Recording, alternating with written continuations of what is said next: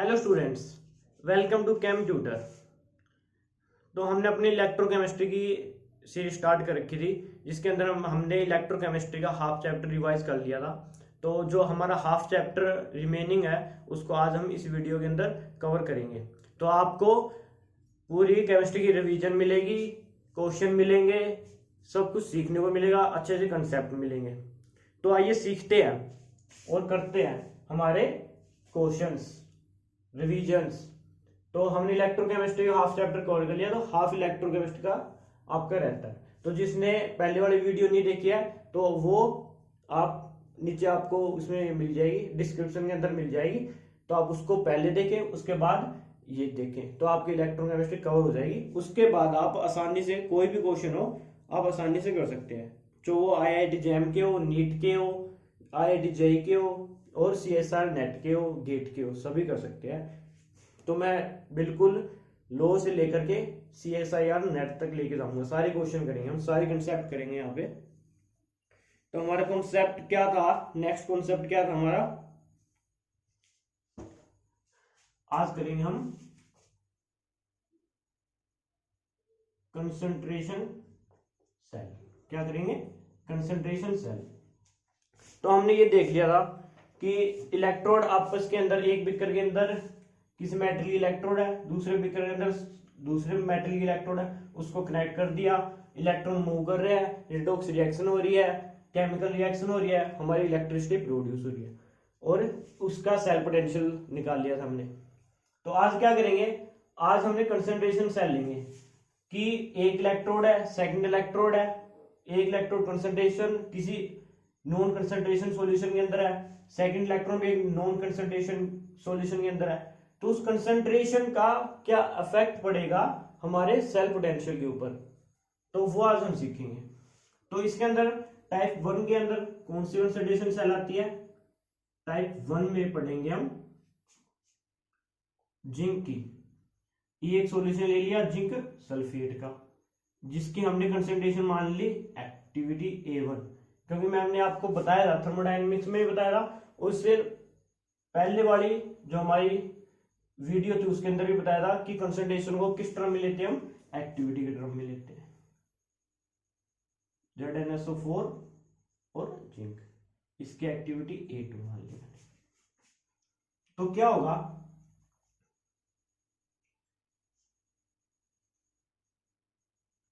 यहां पे एक इलेक्ट्रोड है और एक्टिविटी A1 है, ZnSO4 सॉल्यूशन की, उसको सेकंड बीकर से कनेक्ट कर दिया, जिंक इलेक्ट्रोड, ये क्या है, जिंक इलेक्ट्रोड है,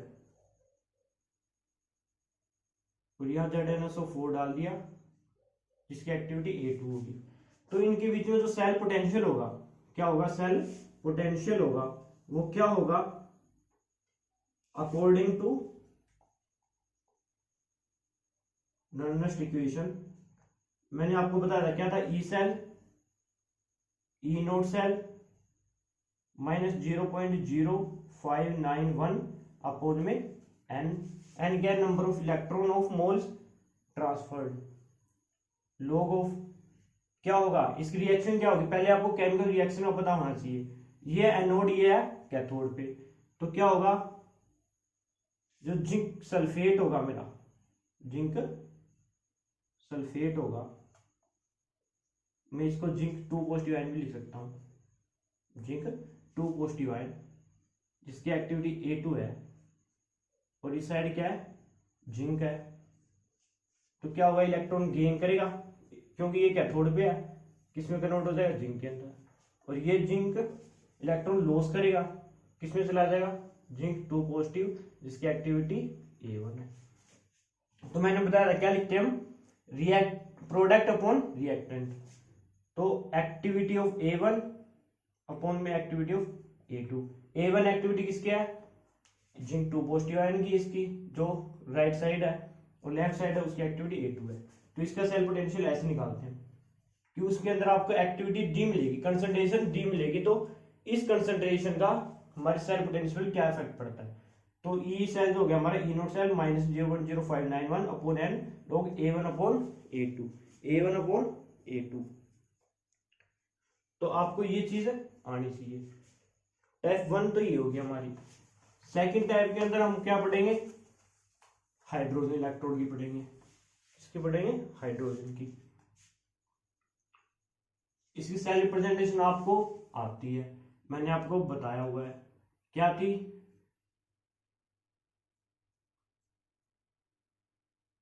H2 किस में जाएगा, H पॉजिटिव में जाएगा, जिसकी एक्टिविटी A1 मान ली मैंने, और H पॉजिटिव जिसकी एक्टिविटी A2 है वो किस में जाएगा, H2 में जाएगा। प्लेटिनियम इलेक्ट्रोड है। अगर मैं इसकी सेल पोटेंशियल लिखना लगूं, इसकी सेल पोटेंशियल लिखने लगूं, तो इसका सेल पोटेंशियल क्या आएगा, ई नोट सेल माइनस में 0.0591 अपॉन में एन और लोग। तो सबसे पहले आपको क्या लिखनी है, रिएक्शन लिखनी है। इस ऑक्सीडेशन हाफ सेल क्या होगी हमारी, H2 किस में चला गया, H पॉजिटिव में, A1 में। और रिडक्शन हाफ सेल क्या होगी, H पॉजिटिव जिसकी एक्टिविटी कितनी है, A2 है, वो किस में कन्वर्ट हो जाएगा, H2 के अंदर। इसके ओवरऑल रिएक्शन लिखूंगा तो क्या आएगी मेरी, हाफ H2 से half H2 cancel, H positive A2 किस में जाएगा, H पॉजिटिव A1 में। ये मेरी ओवरऑल रिएक्शन आ गई। तो इसके अंदर क्या लिखूंगा, product upon reactant, A1 upon में A2, A1 अपॉन में A2। ई नोट सेल 0 होती है, हाइड्रोजन का सेल पोटेंशियल क्या होता है, स्टैंडर्ड 0 होता है। तो क्या हो जाएगा, ये 0 हो जाएगा। तो मेरी जो वैल्यू आएगी ई सेल की वो क्या आएगी, अगर मैं इसको क्या कर दूं, A1 अपॉन A2 है, इसको क्या करूंगा मैं, A2 अपॉन A1 करूंगा, तो ऊपर क्या आ जाएगा माइनस, माइनस आगे आगे क्या हो गया प्लस। इसको मैं रिवर्स करूंगा, इसको क्या करूंगा, A2 अपॉन A1 करूंगा, A2 अपॉन A1 करूंगा, अपॉन में n log of A2 upon A1 कर दिया। तो जो आगे माइनस था वो किस में हो जाएगा, प्लस में हो जाएगा। तो ये क्वेश्चन नेट के अंदर पूछा हुआ है, नेट में भी पूछा हुआ है ये, CSIR के अंदर, और IIT जैम के अंदर भी पूछा हुआ है, IIT जैम में पूछा हुआ है। और ये किस लेवल का है, IIT JEE का, ये क्वेश्चन IIT JEE लेवल का क्वेश्चन है। तो आपको सिर्फ ये पता होना चाहिए कैसे निकालते हैं आप, नर्नेस्ट इक्वेशन अप्लाई करनी आनी चाहिए। पहले सेल रिप्रेजेंटेशन, ओवरऑल रिएक्शन, उसके बाद पुट करनी है, और ये मैथमेटिकल जो आपको पता होगा। अगर मान लेते हैं ये हमारी कंसंट्रेशन दोनों साइड क्या है, सेम है, ये एक टाइप का हो गया। अब मैं सेकंड क्वेश्चन करवा रहा हूं, किस टाइप से सेकंड क्वेश्चन आ सकता है, तो आप ये आप नोट कर लो ये कॉपी के अंदर। सेकंड के अंदर क्या होगा, एक्टिविटी दोनों की सेम मान ली मैंने, कंसंट्रेशन दोनों की क्या मान ली, सेम है, लेकिन जो हाइड्रोजन है इसका प्रेशर, इसका P1 और इसका P2 है। इस बार क्या होगा, प्रेशर अलग ले लिया मैंने, क्या ले लिया, प्रेशर डिफरेंट ले लिया, कंसंट्रेशन सेम ले ली। तो क्या होगा, इसके प्रेशर P1 है, कंसंट्रेशन क्या है, सेम है, कंसंट्रेशन क्या है, सेम है, इसका प्रेशर क्या है, P2 है। तो ये तो कैंसिल हो गया, सेम है।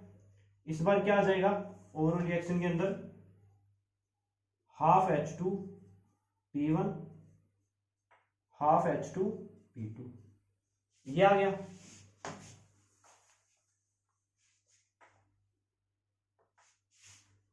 और ई नोट सेल तो क्या है इसकी, ई नोट सेल तो क्या रहेगी, 0 ही रहेगी। इस बार क्या होगा, प्रोडक्ट अपॉन रिएक्टेंट,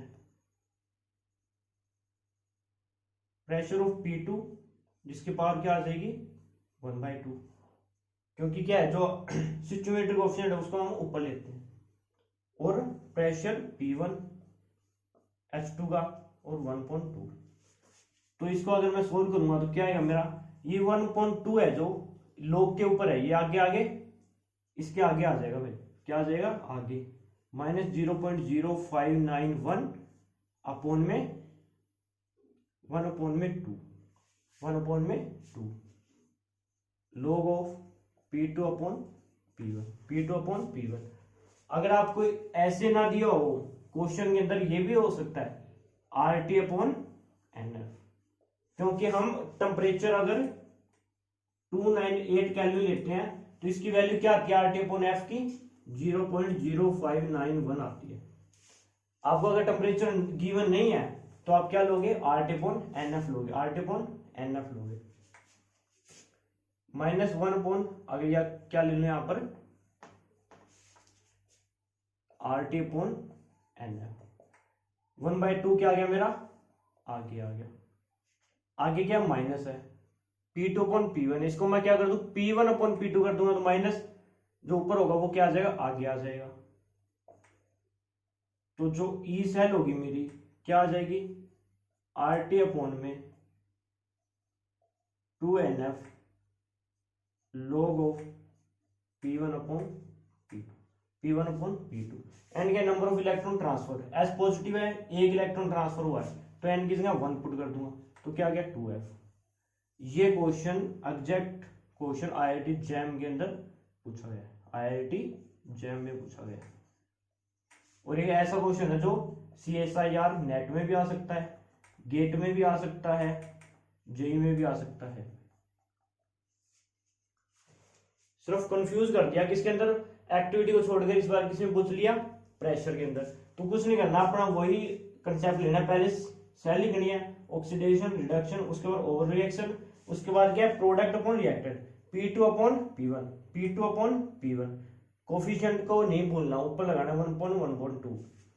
तो ये तो ई नोट सेल तो जीरो था हाइड्रोजन का, 1/2 क्या आ गया आगे आ गया। ये क्या हो गया P2/P1। अब मैंने क्या कर दिया इसको रिवर्स कर दिया P1/P2 कर दिया तो जो माइनस होगा ऊपर वो क्या आ जाएगा आगे आ जाएगा, क्या आ जाएगा आगे आ जाएगा। तो इस सेल की वैल्यू क्या आ गई ये आ गई। तो ये दोनों कंसेप्ट आपको ध्यान में रखना है कि एक्टिविटी के अंदर और प्रेशर के अंदर कंसंट्रेशन सेल को कैसे लिखते हैं, कंसंट्रेशन सेल को कैसे लिखते हैं। तो नेक्स्ट टॉपिक क्या है वो हमारा एक आता है ट्रांसपोर्ट नंबर। क्या आता है ट्रांसपोर्ट नंबर। इस पे भी बहुत क्वेश्चन आते हैं IIT जैम में, नेट में, गेट के अंदर, सभी के अंदर क्वेश्चन आते हैं। ये ऐसे कॉमन टॉपिक है जो हर कंपटीशन एग्जाम के अंदर पूछे जाते हैं, हर कंपटीशन एग्जाम के अंदर पूछे जाते हैं। तो ट्रांसपोर्ट नंबर क्या होता है हमारा ट्रांसपोर्ट नंबर डायरेक्टली प्रोपोर्शनल होता है किसके करंट के, वेलोसिटी के और करंट के, वेलोसिटी के और मोबिलिटी के। तो जितनी ज्यादा वेलोसिटी होगी आयन की, जितनी ज्यादा वेलोसिटी होगी उतना ट्रांसपोर्ट नंबर ज्यादा होगा। जितना करंट होगा, क्योंकि वेलोसिटी जितनी ज्यादा होगी, मूवमेंट जितनी ज्यादा होगी, ये सारे एक ही चीज को दर्शाते हैं। किसको mobility meaning movement, movement of ion. जितनी ज्यादा मूवमेंट होगी उतनी ज्यादा क्या होगी वेलोसिटी होगी, वेलोसिटी जितनी ज्यादा होगी उतना ज्यादा करंट होगा। करंट क्या होता है मूवमेंट ऑफ आयन ही होता है। तो इन सब के डायरेक्टली प्रोपोर्शनल होता है ट्रांसपोर्ट नंबर। क्या होता है डायरेक्टली प्रोपोर्शनल होता है ट्रांसपोर्ट नंबर। तो अगर इसको मैं लिखने लगूं तो क्या लिखूंगा प्लस माइनस। प्लस माइनस किसको शो करता है कैटायन का ट्रांसपोर्ट नंबर, अनायन का ट्रांसपोर्ट नंबर।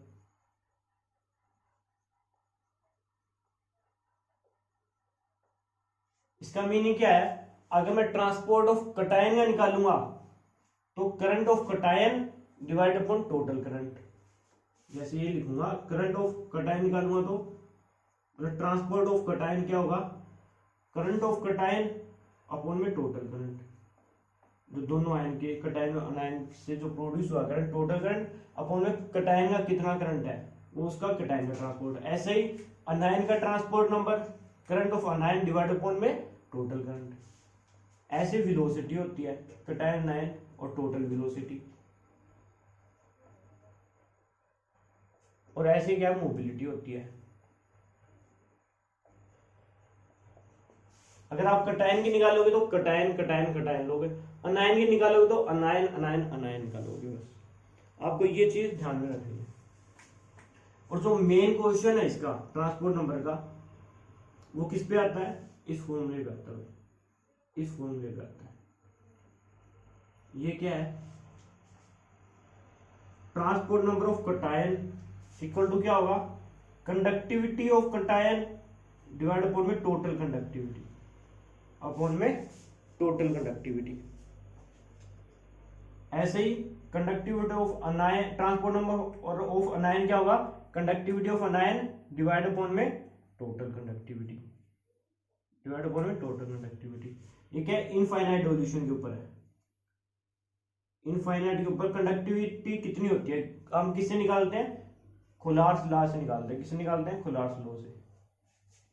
तो आपको ये फॉर्मूला ध्यान में रखना है, ये फॉर्मूला ध्यान में रखना है कि जिसकी भी कंडक्टिव मतलब जिसका भी आपको ट्रांसपोर्ट नंबर निकालना है उसी की कंडक्टिविटी रखनी है, और नीचे क्या रखना है, टोटल कंडक्टिविटी। ये टोटल कंडक्टिविटी, इसमें से कटायन की कंडक्टिविटी का कितना पार्ट है, वो क्या है, उसका ट्रांसपोर्ट नंबर है, वो उसका क्या है, ट्रांसपोर्ट नंबर है। तो इसके ऊपर क्वेश्चन आते हैं, बहुत इजी क्वेश्चन आते हैं, पार्ट बी में आते हैं, इसमें 2 नंबर पे। तो ये आपको ध्यान में रखना है। और एक छोटी सी बात क्या ध्यान में रखनी है, अगर मेरा ट्रांसपोर्ट नंबर जो होता है वो क्या होता है, transport number of cation plus में transport number of anion equal to 1 होता है। क्या होता है, 1। तो आपको क्वेश्चन के अंदर वेरिफिकेशन के लिए क्या करना है, कटायन का ट्रांसपोर्ट नंबर और अनायन का ट्रांसपोर्ट नंबर को ऐड करके देखना, अगर वो 1 आता है तो आपका सही है। तो अगर मेरा ट्रांसपोर्ट नंबर ग्रेटर देन 0.5 होगा, क्या होगा, ग्रेटर देन 0.5 होगा, तो टेम्परेचर को इंक्रीज करने से ट्रांसपोर्ट नंबर क्या होगा, मेरा डिक्रीज होगा।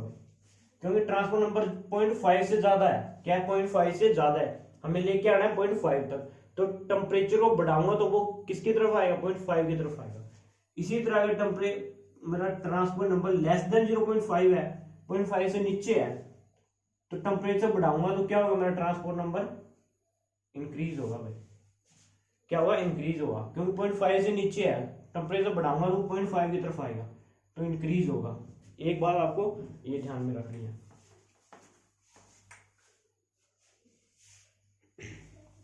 तो हमारे हो गए 2 टॉपिक हो गए हमारे, ट्रांसपोर्ट नंबर और कंसंट्रेशन सेल। इसके बाद क्या टॉपिक आता है,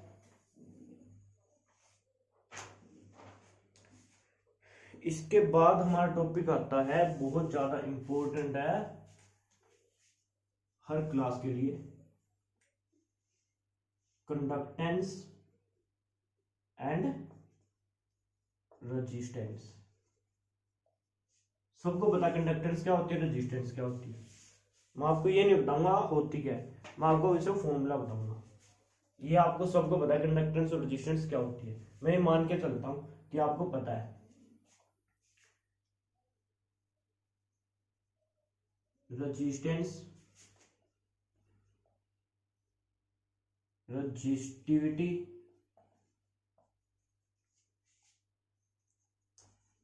कंडक्टेंस और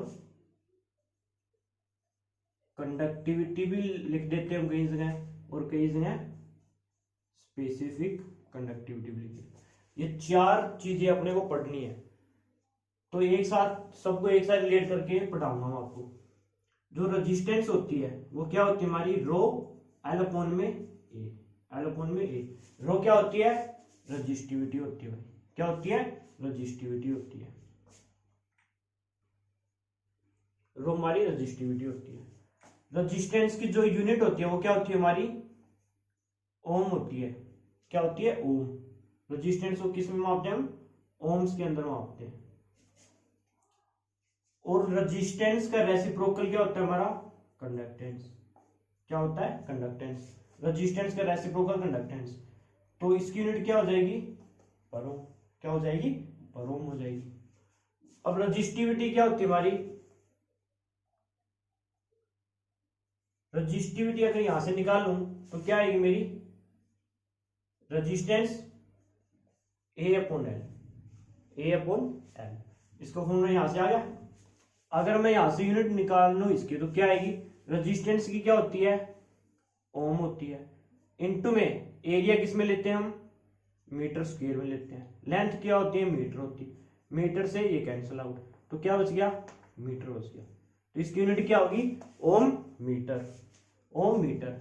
अगर सेंटीमीटर में लेंगे तो क्या हो जाएगी, ओम सेंटीमीटर हो जाएगी, ओम सेंटीमीटर हो जाएगी। और रजिस्टिविटी का जो रेसिप्रोकल होता है वो हमारा क्या होता है, स्पेसिफिक कंडक्टिविटी होती है, जिसको हम काप्पा से डिनोट करते हैं। तो रेसिप्रोकल ऑफ रजिस्टिविटी क्या होती है, स्पेसिफिक कंडक्टिविटी। तो जो रजिस्टिविटी यूनिट है उसका रेसिप्रोकल पर ओम पर सेंटीमीटर क्या हो जाएगी, स्पेसिफिक कंडक्टिविटी की यूनिट हो जाएगी। तो आपको सिर्फ ये 4 चीजें याद रखनी है, resistance, resistivity, conductance, specific conductivity. Resistance का रेसिप्रोकल कंडक्टेंस, रजिस्टिविटी का रेसिप्रोकल स्पेसिफिक कंडक्टिविटी। सबकी यूनिट आपको पता होनी चाहिए क्या होती है।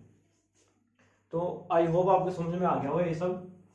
अगर एक रिलेशन और निकाल के लेके आऊं यहां से मैं, तो वो क्या आ सकता है, क्या आ सकता है रिलेशन, इसको क्या कर दूं, रजिस्टिविटी को इस साइड लेके आओ, रजिस्टेंस को उस साइड लेके आओ।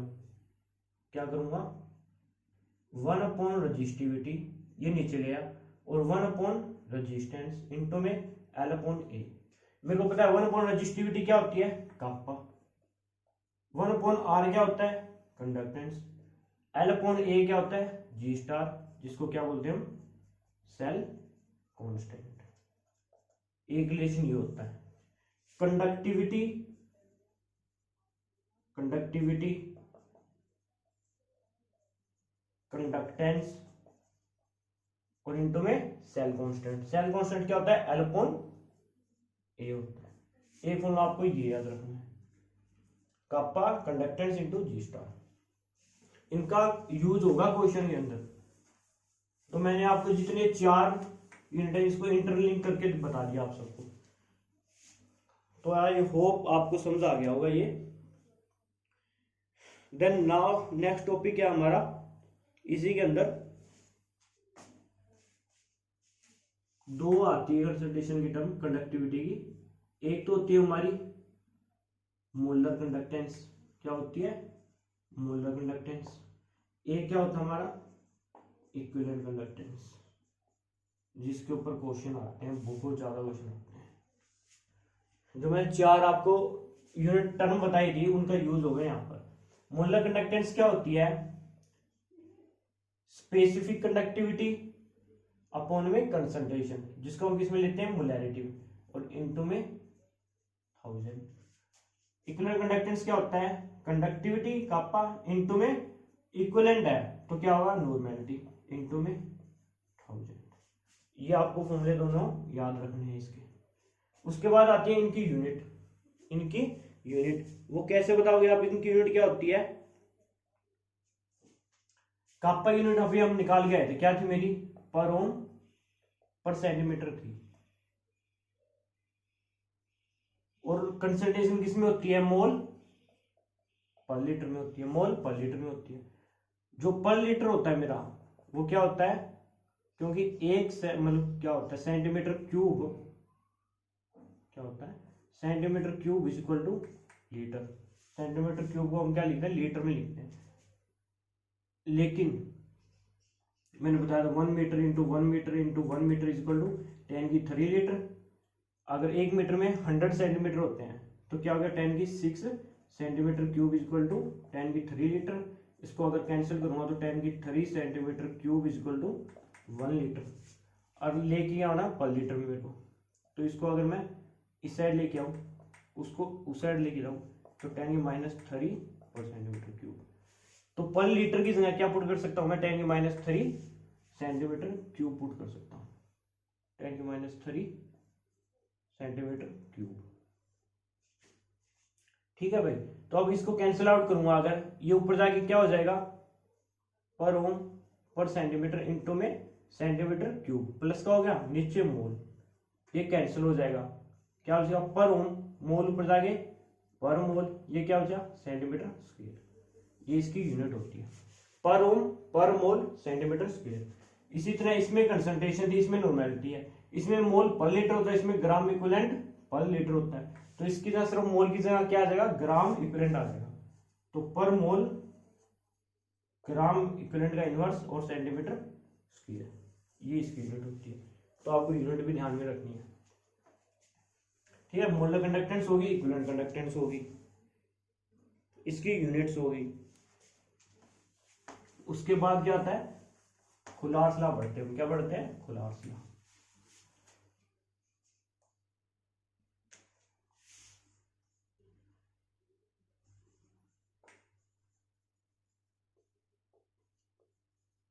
खुलास लॉ पढ़ते हैं। खुलास लॉ किसके लिए आया था, खुलास लॉ आया था वीक इलेक्ट्रोलाइट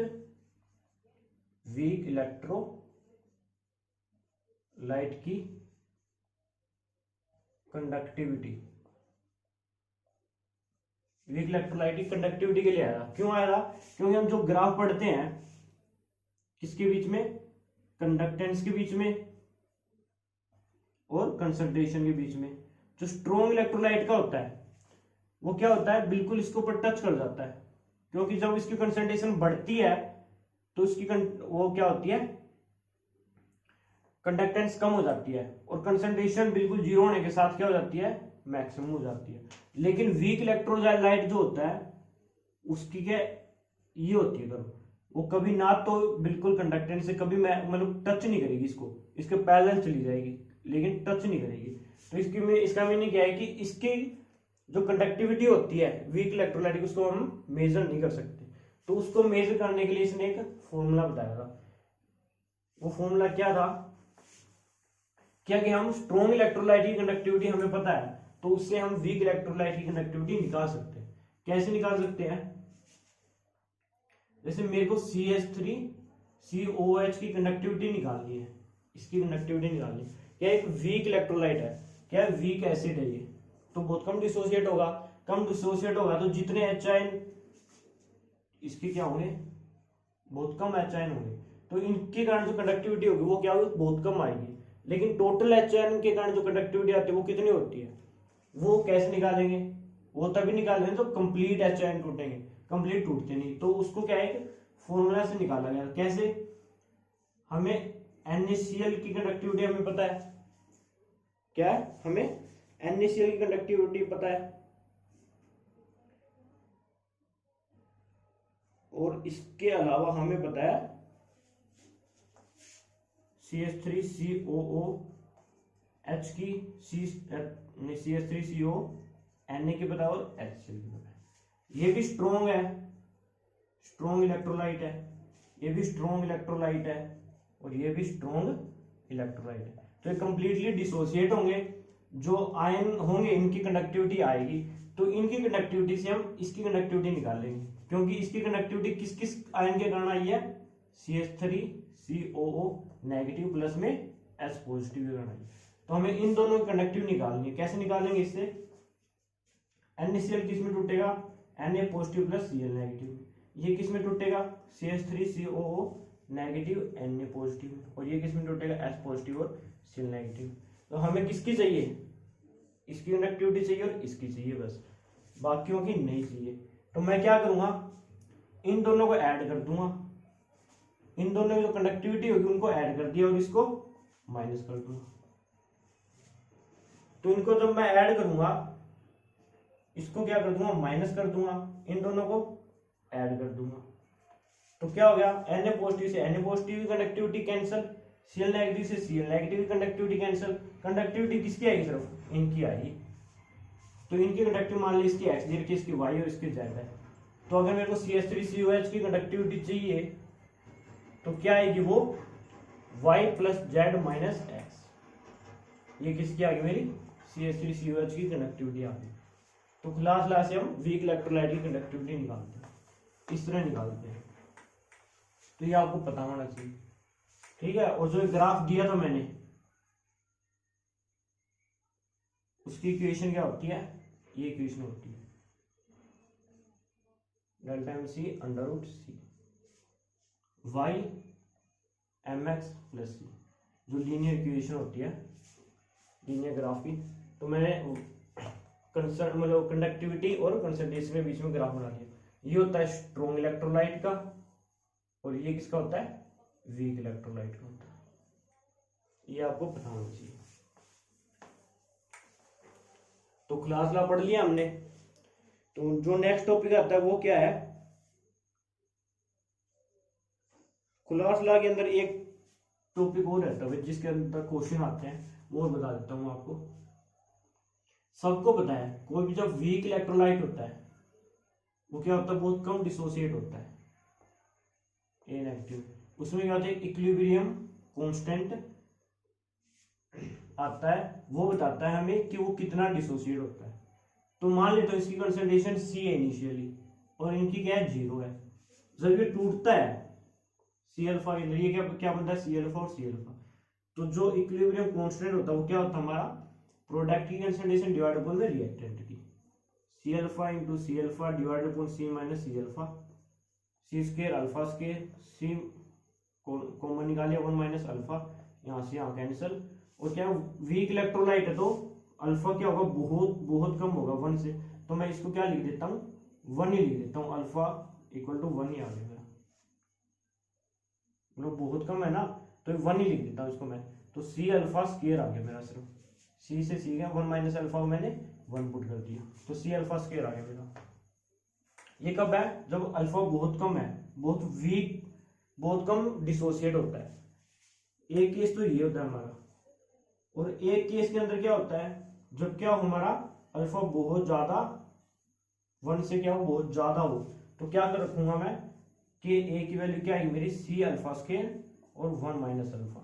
उस केस के अंदर मैं अल्फा को क्या है, नेग्लेक्ट नहीं कर सकता हूँ, यहाँ पे अल्फा को मैं नेग्लेक्ट कर सकता हूँ। तो हमें क्या है, ये केस पढ़ना है पेपर के अंदर, इस केस से क्वेश्चन आएगा, वो क्वेश्चन करा रहा हूँ आपको। तो इसके अंदर क्या होगा, सिर्फ कैलकुलेशन करनी है, इसको उस साइड ले आता हूं मैं, सी अल्फा के डिवाइड अपॉन में के ए और 1 माइनस अल्फा, इसको क्या कर दिया मैंने, 1 माइनस अल्फा को ऊपर, के ए को नीचे ले आया, और डिवाइड अल्फा से बोथ साइड, दोनों साइड अल्फा से डिवाइड कर दिया। तो क्या आ गया, 1 minus alpha minus 1 is equal to C alpha K A, alpha से अल्फा कैंसिल, 1 अपॉन में alpha is equal to C alpha upon K A plus 1। ये इक्वेशन आ गई यहां से, और मुझे पता है अल्फा क्या होता है, डिग्री ऑफ डिसोसिएशन होती है, और उसका फॉर्मूला क्या होता है, कंडक्टिविटी एट कंसंट्रेशन और कंडक्टिविटी एट इनफाइनाइट डाइल्यूशन। जो कंसंट्रेशन पे कंडक्टिविटी होती है डिवाइड अपॉन में जो इनफाइनाइट डाइल्यूशन के ऊपर कंडक्टिविटी होती है, उसका क्या रेशियो होता है अल्फा। तो यहाँ पर वैल्यू पुट करो, अगर अल्फा की वैल्यू पुट करूंगा तो ये क्या आ जाएगा, इनवर्स हो जाएगा। तो क्या आ जाएगा, ये आ जाएगा इज इक्वल टू सी, यहाँ भी अल्फा की वैल्यू पुट करेंगे, सी अपॉन में डेल नोट और प्लस में 1, ये वैल्यू आ गई हमारी, ये इक्वेशन आ गई। अब हमें एक ग्राफ पूछा गया था, ग्राफ पूछा गया था 1 अपॉन में कंसंट्रेशन की कंडक्टिविटी और इज इक्वल टू में कंसंट्रेशन, इज इक्वल टू में कंसंट्रेशन। इसके बीच में ग्राफ आया था जो लीनियर ग्राफ था एक मेरा, उसमें ये पूछा था जो स्लोप है वो क्या होगा, क्या होगा स्लोप क्या होगा, वो क्या है, इस इक्वेशन से निकाला गया था। कैसे, इस इक्वेशन को मैं लिख सकता हूं, डेल जो मेरी इनफाइनाइट डाइल्यूशन कंडक्टिविटी है उसको इस साइड लेके जाऊंगा, तो 1 अपॉन में lambda C is equal to में C lambda C divide upon में के ए, इस जाके स्क्वायर हो जाएगा इसका प्लस में, और 1 के डिवाइड में हो जाएगा, ठीक है भाई, इसके डिवाइड में हो जाएगा। अब मेरे को पता है लीनियर इक्वेशन क्या होती है, वाई एम एक्स प्लस सी, तो वाई तो 1 अपॉन में लैम्डा सी हो गया, और एम एक्स क्या हो गया मेरा, कंसंट्रेशन होगी, जो एम बच गया वो क्या है, ये वैल्यू आ गई। तो स्लोप है मेरा क्या आ गया, लैम्डा सी के ए ये आ गया, और जो इंटरसेप्ट है वो क्या है हमारा 1 अपॉन में। ये ग्राफ को इंटरप्रेट किया गया है इस इक्वेशन से। तो अब ये इक्वेशन कैसे आई, आप रिमाइंड करके देख सकते हो पीछे। तो ये क्वेश्चन नेट के अंदर पूछा गया था भाई, ये क्वेश्चन नेट के अंदर पूछा गया था और रिसेंटली पूछा गया था। तो ये हमारा हो गया। इसके बाद हमारा आता है डिबाय हुक्कल थ्योरी। क्या आती है? Debye Huckel theory. Debye Huckel theory. Debye Huckel theory. Debye Huckel theory के अंदर हम दो स्टेप पढ़ते हैं। दो स्टेप के अंदर पढ़ते हैं, दो अफेक्ट पढ़ते हैं जो हमारी कंडक्टिविटी को अफेक्ट करते हैं। जैसे मेरा आयन है, उसकी कंडक्टिविटी जितनी आनी चाहिए ना उतनी आती नहीं है। तो वो किस कारण नहीं आती? दो इफेक्ट के कारण नहीं आती। वो दो इफेक्ट क्या है हमारे? एक तो है एसिमेट्रिक इफेक्ट। क्या है? Asymmetric effect. मैं आपको डिटेल में नहीं बता रहा, मैं सिर्फ ये बता रहा हूँ कि इसका इफेक्ट क्या क्या होता है, क्वेश्चन किस टाइप से आ सकते हैं इसके ऊपर। और दूसरा क्या आता है? Electrophoretic effect. फिर भी मैं आपको बताऊंगा होता क्या ये। एसिमेट्रिक इफेक्ट क्या होता है कि हमारे सॉल्यूशन के अंदर हमारा आयन है, कोई कटायन है। कटायन है तो इसके चारों तरफ क्या हो गया? पॉजिटिव चार्ज है, तो नेगेटिव चार्ज अट्रैक्ट करेगा। तो इसके साइड में क्या होते हैं? अनायन आ जाते हैं। इसके साइड में क्या आ जाते हैं? अनायन आ जाते हैं। इस साइड से भी अट्रैक्शन होती है, इस साइड से भी अट्रैक्शन होती है, इस साइड से, इस साइड से, अप से भी, डाउन से भी, लेफ्ट से भी, राइट से भी, चारों तरफ से सेम फोर्स से अट्रैक्शन होती है। तो ये ना तो इस साइड जा पाता, ना इस साइड जा पाता, ना ऊपर जा पाता, ना नीचे जा पाता। सारी क्या हो जाती है? कैंसल आउट हो जाती है, क्योंकि इसके ऊपर दोनों तरफ से क्या? चारों तरफ से इक्वल फोर्स लग रही है। तो ये कटायन जो अनायन है, हमारा कटायन है, नॉट मूव नहीं कर पाता। अगर वो मूव नहीं करेगा तो हमारी कंडक्टिविटी नहीं आएगी, क्योंकि जो कंडक्टेंस होती है, कंडक्टिविटी जो आती है वो क्या होती है? मूवमेंट ऑफ आयन होती है। क्या होती है? Movement of ion. अगर ये आयन मूव ही नहीं करेगा तो हमारी कंडक्टिविटी क्या है? ऑटोमेटिकली क्या हो जाएगी? कम हो जाएगी। तो इसको रिजोल्व करने के लिए क्या किया हमने?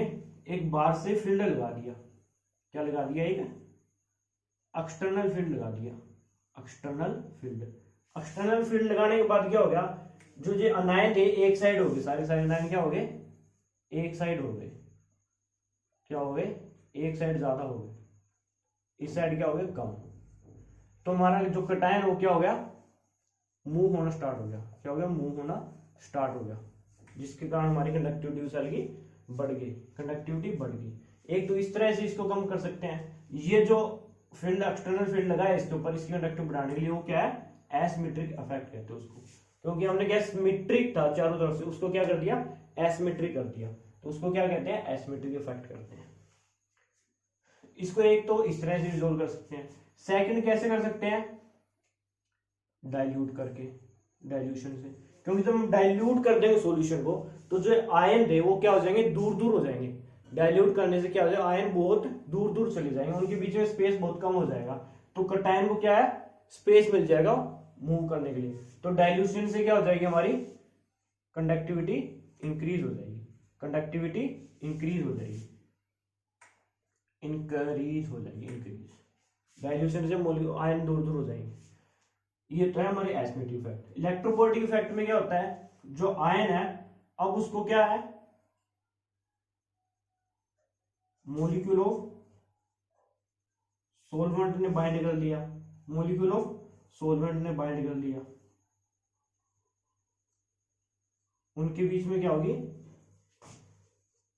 इलेक्ट्रोस्टैटिक फोर्स होगी। इलेक्ट्रोस्टैटिक फोर्स के में जो सोलवेंट थे हमारे, वो सोलवेंट उस आयन से क्या हो गए? अट्रैक्ट हो गए बाय इलेक्ट्रोस्टैटिक फोर्स।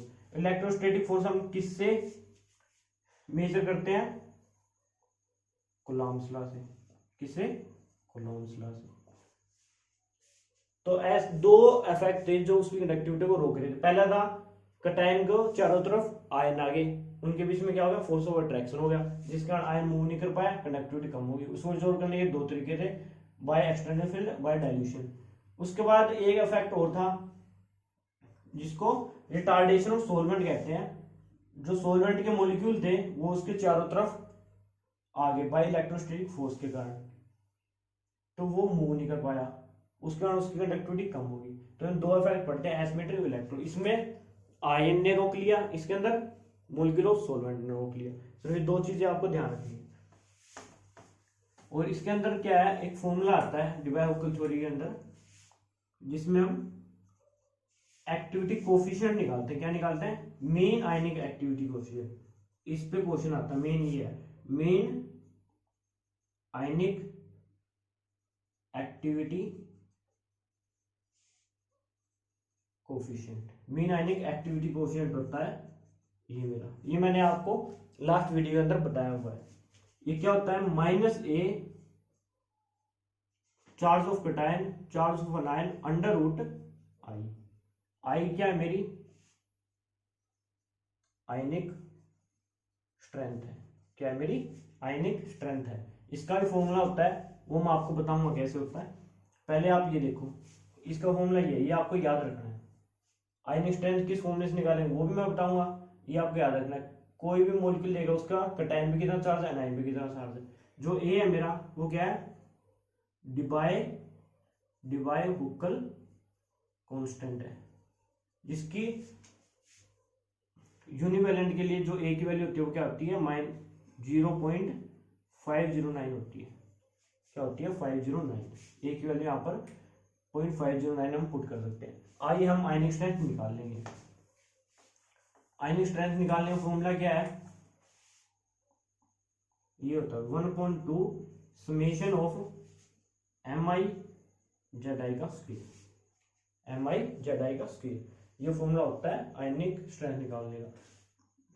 जैसे NaCl की निकालनी है आयनिक स्ट्रेंथ, किसकी? 2 मोलर की। 2 मोलर NaCl की आयनिक स्ट्रेंथ निकालनी है, तो कैसे निकालूंगा? 1/2 कंसंट्रेशन ऑफ कैटायन कितनी है? NaCl किस में टूटेगा? Na positive plus Cl negative में टूटेगा।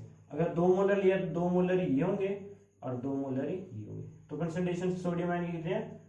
2 इंटू में जेड क्या मेरा? चार्ज कितना है? पॉजिटिव प्लस 1 का स्क्वायर, प्लस में समेशन है अनायन में कितनी है कंसंट्रेशन? 2 इंटू में चार्ज कितना है? -1, इसका स्क्वायर कितना आ गया? 2 और ये 2 आ गया, 2 2 4, 4/2 इक्वल टू में 2। मेरी आयनिक स्ट्रेंथ क्या आ गई? आई की वैल्यू 2 आ गई। आई की वैल्यू क्या आ गई? 2 आ गई। ऐसे निकालते हैं। अगर ऐसे निकालना हो मेरे को CaCl2 की निकालनी हो, CaCl2 की 2 मोलर की, तो कैसे निकाल लूंगा? I इक्वल टू 1/2 क्या होगा? ये किस में टूटेगा? कैल्शियम 2 पॉजिटिव प्लस में 2 Cl नेगेटिव।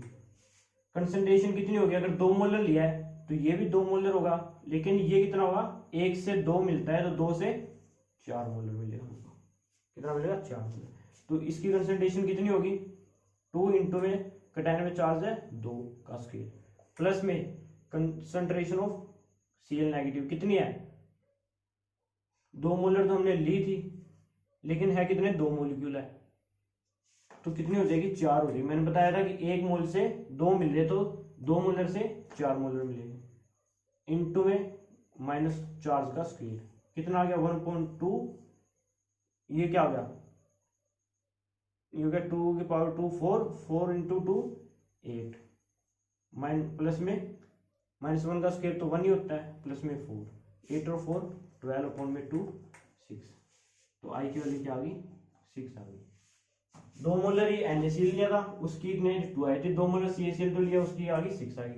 क्योंकि ये ध्यान रखना आपको कि ये 2 मोलर है, क्योंकि एक CaCl2 एक मॉलिक्यूल CaCl2 एक कैल्शियम देता है और 2 क्लोरीन देता है, तो 2 मोलर कैल्शियम देगा, लेकिन 4 मोलर Cl नेगेटिव देगा। तो ऐसे हम आयनिक स्ट्रेंथ निकालते हैं। ऐसे हम क्या निकालते हैं? आयनिक स्ट्रेंथ निकालते हैं।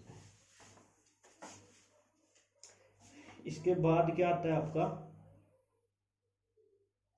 हुक्कल थ्योरी होगी, आयनिक स्ट्रेंथ हो गई।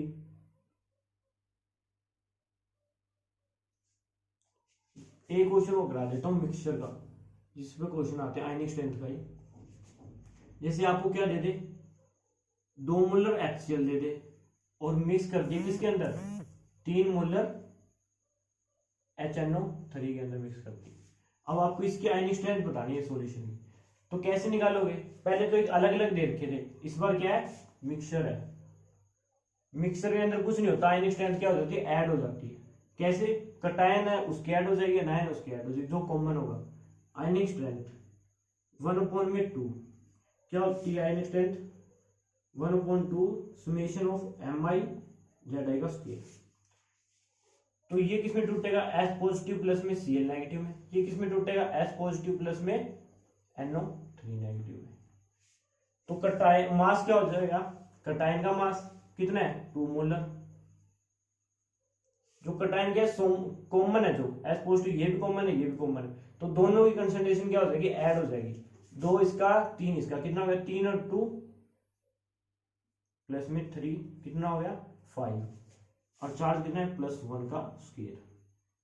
फिर Cl नेगेटिव प्लस में कंसंट्रेशन कितनी है इसकी 2 है, इंटू में -1 का स्क्वायर। फिर NO3 की कितनी है 3 है, इंटू में -1 का स्क्वायर। ये होगी सो जो कॉमन है ना उनकी क्या हो जाएगी ऐड हो जाएगी।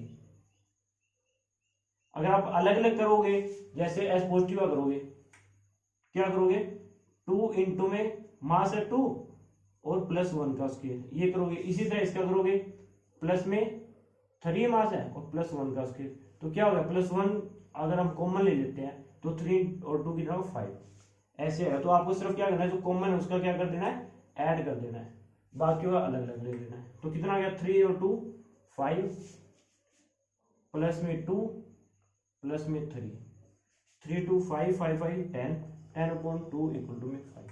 तो इस मिक्सचर की जो आयनिक स्ट्रेंथ है वो कितनी आ गई 5 आ गई। ऐसे आपको आयनिक स्ट्रेंथ निकालनी है मिक्सचर की। इस पर क्वेश्चन आते हैं मिक्सचर के ऊपर भी, तो आपको ध्यान रखना है कैसे करनी है। इसके बाद हमारा लास्ट टॉपिक रहता है जो है Faraday law. First Faraday law second Faraday law, वो आपको पता है क्या होता है, बिल्कुल आसान है। क्या होता है भाई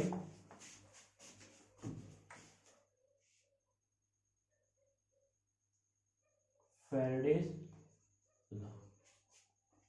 फर्स्ट फैराडे लॉ क्या कहता है, फर्स्ट फैराडे लॉ ये कहता है कि जितना चार्ज होगा उतना ही मेरा मास डिपॉजिट होगा।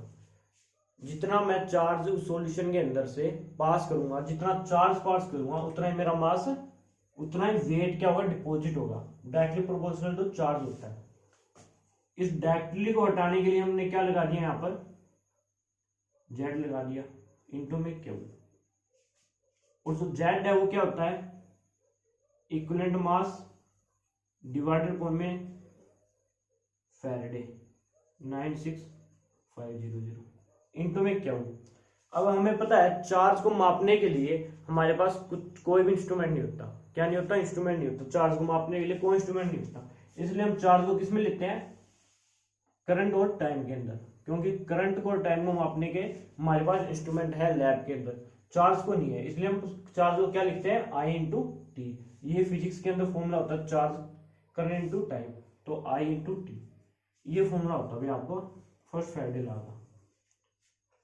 तो कुछ भी दे रखा हो, सोडियम दे रखा है तो क्या होगा वेट, इक्विवेलेंट वेट कितना होता है इसका 23 ग्राम होता है। इक्विवेलेंट वेट निकालने का मैंने आपको फॉर्मूला बताया कि एटॉमिक वेट डिवाइड अपॉन में वैलेंसी। इसकी वैलेंसी कितनी होती है 1 होती है, +1 होता है। एक इलेक्ट्रॉन लूज करेगा तो +1 होगी, तो 23 ग्राम इसका क्या हो जाएगा इक्विवेलेंट वेट। 23 इंटू में 96500 इंटू में I इंटू में टी, जो भी करंट दे रखा होगा टाइम दे रखा होगा, तो आप इससे निकाल सकते हो कि सोडियम कितना डिपॉजिट होगा। जो हमारा Z है, जो Z मैंने क्या लिखा है इक्विवेलेंट मास डिवाइड अपॉन में 96500। इसका मीनिंग क्या है कि एक कूलम से कितना मास डिपॉजिट हुआ, एक कूलम से कितना मास डिपॉजिट हुआ, वो क्या होता है हमारा इक्विवेलेंट अपॉन में 9650। वो कैसे आया वो भी मैं आपको बताता हूं। जैसे सोडियम है हमारा, वो इलेक्ट्रॉन गेन करके किसमें चला गया सोडियम के अंदर। मेरे को पता है कि एक एटम सोडियम का एक इलेक्ट्रॉन लेकर के एक एटम बनाता है, तो अगर मैं 1 मोल इलेक्ट्रॉन दूं, 1 मोल इलेक्ट्रॉन से 1 मोल सोडियम मेरा बढ़ेगा, क्योंकि एक एटम से एक इलेक्ट्रॉन गेन हो रहा है। अब इलेक्ट्रॉन नंबर ऑफ 9 होंगे जो आयन होंगे वो क्या होंगे, Avogadro number of electron gain करेंगे। उसी तरह क्या बनेगा हमारा, Avogadro number of sodium atom. तो 1 मोल से 1 मोल बनेगा। 1 मोल इलेक्ट्रॉन पे चार्ज कितना होता है, फैराडे। 1 मोल का वेट कितना होता है, 23 ग्राम। तो 96500 कूलम से 23 ग्राम डिपॉजिट होता है। तो 1 ग्राम से कितना होगा, 23 डिवाइड अपॉन में 96500। इसी तरह अगर मैं मैग्नीशियम का लूंगा, 2 पॉजिटिव होता है, 2 इलेक्ट्रॉन गेन करके किसमें जाएगा, मैग्नीशियम में। इस बार क्या है, एक एटम 2 इलेक्ट्रॉन गेन करके एक एटम बना रहा है। तो अगर मैं इसको 2 मोल देता हूं, 2 मोल इलेक्ट्रॉन गेन करके कितना बन रहा है, 1 मोल मैग्नीशियम बन रहा है। 2 इंटू में 96500 कूलम गेन करके कितना बन रहा है, इतना मास होता है इसका 24 ग्राम। अगर मेरे को 1 कूलम से निकालना हो, इतने कूलम 24 ग्राम डिपॉजिट करता है। तो 1 कूलम कितना करेगा, 1 कूलम कितना करेगा, यहाँ पे लिख देता हूँ, 1 कूलम कितना करेगा, 24 डिवाइड अपॉन में 2 इंटू में 96500 कूलम। मीनिंग क्या है, इसको अगर मैं काटूं तो 12 पे कटेगा ये, तो 1 कूलम कितना करेगा, 12 इंटू 96500। जो 12 होता है ये क्या होता है, इसका इक्विवेलेंट मास होता है, और डिवाइड अपॉन में 96500। तो आ गया ना ये इक्विवेलेंट मास अपॉन में 96500। ये क्या 23 ग्राम क्या होता है, इसका इक्विवेलेंट मास होता है, डिवाइड अपॉन में 96500। तो ये ऐसे है कि 1 कूलम से जितना मास डिपॉजिट होता है वो क्या होता है हमारा जेड, जिसको इक्विवेलेंट मास अपॉन में ये फॉर्मूला होता है। तो यही आ गया ना, 12 होता है इसके इक्विवेलेंट मास होता है। तो डायरेक्ट इक्विवेलेंट मास को इससे डिवाइड कर दें, तो इतना प्रोसेस करने की कोई जरूरत नहीं है, इतना करने की कोई जरूरत नहीं है। और 1 मोल के ऊपर 96500 कूलम चार्ज होता है। कैसे, जो 1 इलेक्ट्रॉन होता है उसके ऊपर 1.6 इंटू 10⁻⁻19 कूलम होता है 1 इलेक्ट्रॉन के ऊपर।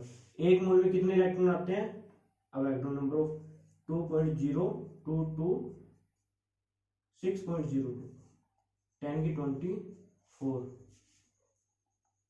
तो कितना होगा, इसको मल्टीप्लाई कर दूंगा इससे, 1.6 इंटू में 10 की -19, तो कितना आ जाएगा 96500 कूलम। 1 मोल इलेक्ट्रॉन में इतने कूलम चार्ज होता है, क्योंकि 1 इलेक्ट्रॉन में इतना होता है, अवोगाड्रो नंबर ऑफ इलेक्ट्रॉन में इतना होगा। अवोगाड्रो नंबर कितना होता है, 1 मोल होता है। ये मोल कंसेप्ट में आपको पता है, मैं करवा के आया हूँ बेसिक कंसेप्ट के अंदर, आप जाके देख सकते हो मोल कंसेप्ट, जो कि बहुत ज़्यादा इंपॉर्टेंट है हर क्लास के लिए, हर कॉम्पिटिटिव एग्जाम के लिए, कि जो छोटे छोटे न्यूमेरिकल्स होते हैं कैसे उसमें यूनिट कन्वर्जन करनी होती है, सब कुछ इसी में आता है। तो फर्स्ट ला ये हो गया मेरा। सेकंड तो बिल्कुल आसान है, जो मास होता है वो डायरेक्टली प्रोपोर्शनल होगा इक्विवेलेंट मास। जितना इक्विवेलेंट मास होगा उतना ही मेरा मास डिपॉजिट होगा। इसने बी का भी directly proportional to equivalent mass हो, ए और बी। अगर इसको ये लिखो डब्ल्यू ए अपॉन में डब्ल्यू बी, तो क्या हो जाएगा, इक्विवेलेंट मास ऑफ ए और इक्विवेलेंट मास ऑफ बी। अगर आपका ए का मास दे रखा है, बी का मास दे रखा है, आपको ए का इक्विवेलेंट मास पता है तो आप बी का निकाल सकते हो। या फिर दोनों इक्विवेलेंट मास पता है, बी मेरा इतना डिपॉजिट होता है तो ए कितना डिपॉजिट होगा वो निकाल सकते हो। ये मेरा सेकंड फार्मूला आ गया। अब हमारी इलेक्ट्रोकेमिस्ट्री कंप्लीट हो चुकी है। जितने भी इसके अंदर इंपॉर्टेंट टॉपिक थे वो सारे के सारे इंपॉर्टेंट टॉपिक मैंने कवर करवा दिए। ज़्यादा से ज़्यादा टॉपिक मैंने कवर करवा दिए, कोई भी टॉपिक हमारा बचा नहीं है। एक इलेक्ट्रोकेमिस्ट्री के अंदर आती है टाइट्रेशंस, जिसके ऊपर मैं अलग से एक वीडियो बनाऊंगा, क्योंकि वो जो है इसके अंदर अगर कराने लग गया तो बहुत ज़्यादा लेंथी हो जाएगी हमारी वीडियो। उसको बिल्कुल डिटेल से कराऊंगा, क्योंकि उसको हम डायरेक्ट नहीं कर सकते, क्योंकि उसके अंदर क्या है, ग्राफ्स है। तो ग्राफ्स को समझना, कौन सा ग्राफ किसके लिए है, तो वो आना बहुत ज़्यादा ज़रूरी है। तो वो मैं अलग से एक वीडियो बनाऊंगा टाइट्रेशन के ऊपर। बाकी जो इसके अंदर एक हम पोलैरोग्राफी पढ़ते हैं, पोलैरोग्राफी भी एक छोटी सी यूनिट है, उसकी क्या एक मतलब 40 या 45 मिनट की एक वीडियो बनेगी, उसकी मैं अलग से एक वीडियो बना दूंगा, जिसके अंदर जो जो इम्पोर्टेंट टॉपिक है, जो जो हमारे क्वेश्चन मतलब एग्जाम के अंदर आते हैं, चाहे वो जैम के अंदर हो या कोई एमएससी एंट्रेंस के अंदर हो, या फिर सबसे ज़्यादा सीएसआर नेट के अंदर आते हैं और गेट के अंदर भी क्वेश्चन आते हैं। तो उनसे रिलेटेड जितने क्वेश्चन हो गए वो सारे क्वेश्चन करेंगे। जिस न्यूमेरिकल मतलब जिस कंसेप्ट के ऊपर न्यूमेरिकल आते हैं वो सारे न्यूमेरिकल करेंगे हम। तो इस तरह से हमारा टॉपिक पूरा कवर हो जाएगा। इस तरह से हम इस सीरीज को कंप्लीट करेंगे, जितने फिजिकल केमिस्ट्री के अंदर जितने टॉपिक है सारे करेंगे। उसके बाद हम जितने क्वेश्चन इसके ऊपर लगा सकते हैं वो लगाएंगे। अगर आपको वीडियो अच्छी लगी हो या फिर आपको कुछ भी डाउट हो वो आप मेरे को कमेंट कर सकते हैं। और वीडियो अच्छी लगी हो तो please like share and subscribe, तो मेरे को मोटिवेशन मिलेगी और मैं अच्छी अच्छी वीडियो आपके लिए लेके आऊँगा, जिससे आपको बहुत ज़्यादा बेनिफिट होगा, आपको आपके दोस्तों की भी होगा। तो आप प्लीज़ उनको शेयर करें, वो भी इस चीज़ को पढ़े, रिवाइज करें, घर बैठे डीमोटिवेट ना हो। तो हमें सबको क्या मोटिवेट रखना है, सबको एक साथ चलना है, केमिस्ट्री को सीखना है, जो हमने सीखा हुआ उसको रिवाइज करना है, उनके ऊपर क्वेश्चन लगाने हैं, सब कुछ करना है, एक साथ करेंगे, एक साथ सबको लेके चलेंगे। तो थैंक यू।